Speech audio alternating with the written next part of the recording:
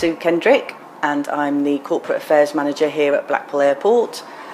Basically, my role is to ensure that we give a good customer experience, and that includes not only our passengers but also our airlines. And I'm basically going to tell you about the experiences if you come to the airport and travel through it. You would arrive, we hope, a very quick arrival, park in a car park that's very convenient just across the road from the terminal. You'd come into the check-in, it's very light and airy. It's a fast-track experience. I mean, we're very lucky that here we are a small regional airport and we can offer that service. We can not only offer a fast-track experience, we can also offer great customer service. Your check-in area has got 13 desks. We have Manx 2, Aer Lingus and Jet 2 that operate out of the airport, so they'll have their own dedicated check-ins. We'll also have charter routes from Newmarket Holidays or Atlantic Holidays to Madeira, and they'll have their own dedicated check-in desk too. So the passenger comes to check-in, gets checked in. There's also the airport development fee, which was a bit controversial when we first introduced it in 2009, but thankfully now I think most people understand the reasons for the introduction of the airport development fee. Obviously it's to sustain the business out of Blackpool. Most small regional airports nowadays are struggling financially. We make absolutely no secret of that fact, and we absolutely recognise and thank all our supporters who still use Blackpool and who pay the ADF, but hopefully we can give something back in terms of the free parking.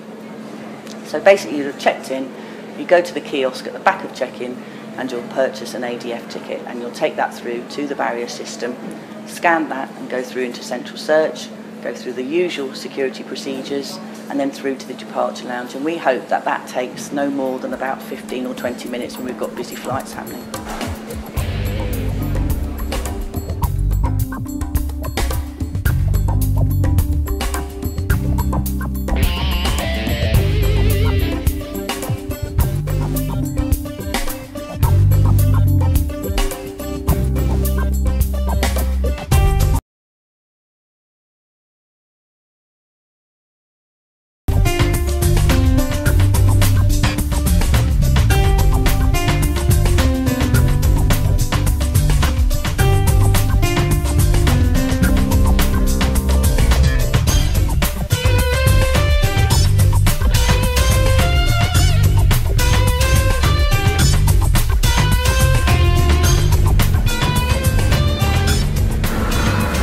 Good morning, my name is Michael Hyman. I have a jewellery business based in Blackpool, and I also have a jewellery business in the Isle of Man. I use this airport very regularly. I fly at least 6 or 7 times a year, backwards and forwards to the Isle of Man on business. I find it very convenient. I enjoy the facilities, and I hope to be using it for many years to come.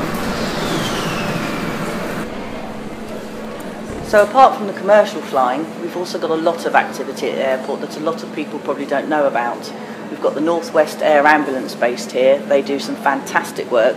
They've obviously been in the news quite a lot recently, and a lot of support is needed for them. We do have collection boxes in the arrivals hall for people to put their holiday money in if they want to get rid of it, and that will absolutely help them to operate.